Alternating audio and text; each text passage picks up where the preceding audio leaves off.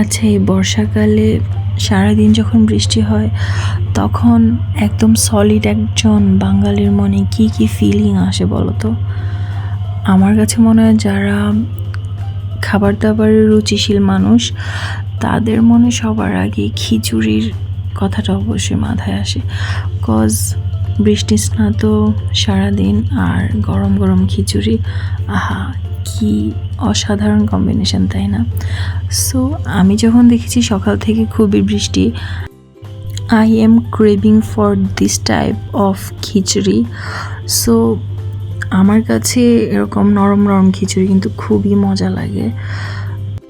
এখানে আমি broiler chicken, পেঁপে, বরবটি, বাটা মশলা, গুঁড়া মশলা সব কিছু দিয়েছি, গরম মশলা দিয়েছি।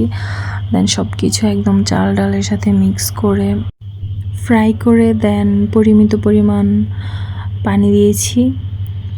পানি 2বারই দিয়েছি, মনে হচ্ছিল একটু কম হবে, দেন আবার পানি দিয়েছি, দিয়ে দেন ঢেকে দিয়েছি। আচ্ছা, অনেকে বলে এইসব ক্ষেত্রে গরম পানি ইউজ করতে হয়, বাট ট্রাস্ট মি, আমি কখনোই গরম পানি ইউজ করি না, নর্মাল পানি দিয়ে দিই। রান্নাবান্না আই থিঙ্ক সহজ করে করাটাই বেটার, টেস্টিও হয়। এত ট্রিকি আর এত ঝামেলা, এত প্যারা নিলে তো প্রবলেম, তাই না? ওকে, যখন বলক আসছে আমি দেখতেই পারছো ঢেকে দিয়েছি। দেন চুলার আঁচ একদম নিভু নিভু আছে করে রেখে দেবো কিছুক্ষণ, যাতে করে চালগুলো সেদ্ধ হয়, মাংসটা ভালোভাবে কুক হয়, আর সবজিগুলো যেন একটা ব্যালেন্সভাবে সেদ্ধ হয়ে যায়। দেন আমি ফ্রোজেন কাঁচামরিচ দিয়ে দিয়েছি। আমার বাসায় নর্মাল কাঁচামরিচ ছিল না, সো ফ্রোজেন করে রেখেছিলাম কিছু, এগুলো দিয়ে দিয়েছি। দিয়ে একটু নেড়ে চেড়ে দিব যেন ফ্লেভারটা ইন হয় এটার মধ্যে। বিশ্বাস করবা, আমি এডিট করতে করতে মনে হচ্ছে এই যে এখনকার যে ঘ্রাণটা নাকে লাগে, আমার এখন ফিল হচ্ছে যে আমি এখন এই খিচুড়ির সুন্দর ঢাকনা সরালেই যে ঘ্রাণটা নাকে আসে, এই ঘ্রাণটা আমি ফিল করতে পারছি লিটারেলি। আচ্ছা, যাই হোক, কিচেন রুম থেকে দৌড়ে আমার জানালায় চলে আসছি যে ওয়েদার কি এখনও বৃষ্টি বৃষ্টি দেখতেছি। Wow, what a weather. Then salad কাটলাম আর ধনেপাতা দিয়ে আবার একটু তোমাদের জন্য ক্লিপ নিলাম। ক্লিপ নিয়ে খেয়েছি, আলহামদুলিল্লাহ, আল্লাহ খাওয়াইছে। সো আল্লাহর কাছে লাখো কোটি শুকরিয়া। দেন চলে যাই ডিরেক্ট বিকালে।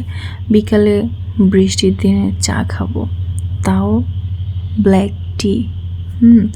সো আমি গরম পানিতে গরম মশলা দিয়ে চা পাতা দিয়ে দিয়েছি। আমি একটু কড়া লিকার খাই, তাই খুব ভালো পরিমাণে চা পাতা দিয়েছি।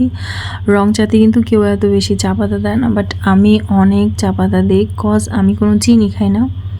সো যেহেতু চিনি খাই না, লিকার না হলে একদম ফিকে ফিকে লাগে, এজন্য। আর রং চার একটা নিয়ম আছে, তোমরা কিন্তু চা পাতা বেশি জাল করে কখনো খাবা না, এটা কিডনিতে প্রবলেম হয়। প্রথমে একটা বলক আসলে দেন অবশ্যই চুলা অফ করে দিবা, অফ করে রেডি টু ইট। ওকে, আমি চা ঢেলে নিচ্ছি। আচ্ছা, এটা কেউ বিশ্বাস করবা, এই যে চায়ের কাপটা, এটা আমার দাদি শাশুড়ির হাতের।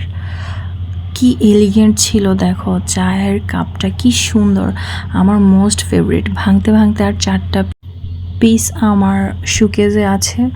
So hope for the best যে এই 4টা যেন আমি যতদিন আছি সেভ করে রাখতে পারি। সাথে চায়ের সাথে টাও আছে দেখো, পুরি, ইয়ামি ছিল পুরিগুলো। দুপুরে রান্নাবান্নার পরে বাইরে গিয়েছিলাম, আসার পথে কিংফিশার থেকে পুরিগুলো এনেছিলাম। দেন কিছু ফ্রুটস কিনেছি, আম কিনেছি, আমরুপালি আম।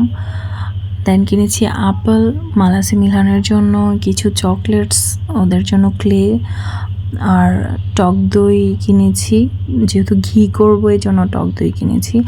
এটার রেসিপি তোমাদেরকে দিব ইনশাআল্লাহ। সো ওদের জন্য কিছু জুস কিনেছি। সো এগুলো সব কিছু কিনে বৃষ্টিতে ভিজে দেন বাসায় এসেছি।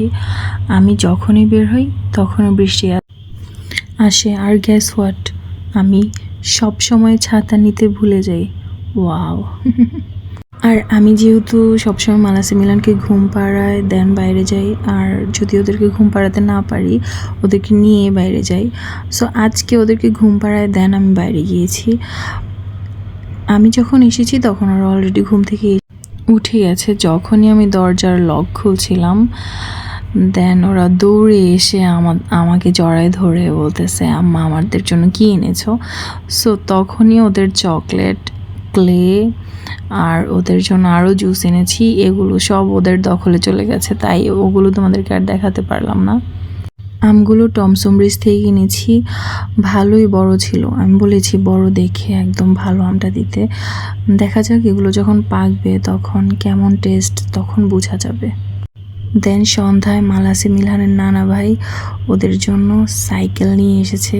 দেখো মালাসে কত এক্সাইটেড, ও দৌড়ে গিয়েছে এবং ওর নানা ভাই লুকায় ছিল ওদের সাইকেলটা সামনে রেখে। মাশাল্লাহ। সো আজকে এ পর্যন্তই, সবাই ভালো থেকো, আল্লাহ হাফেজ।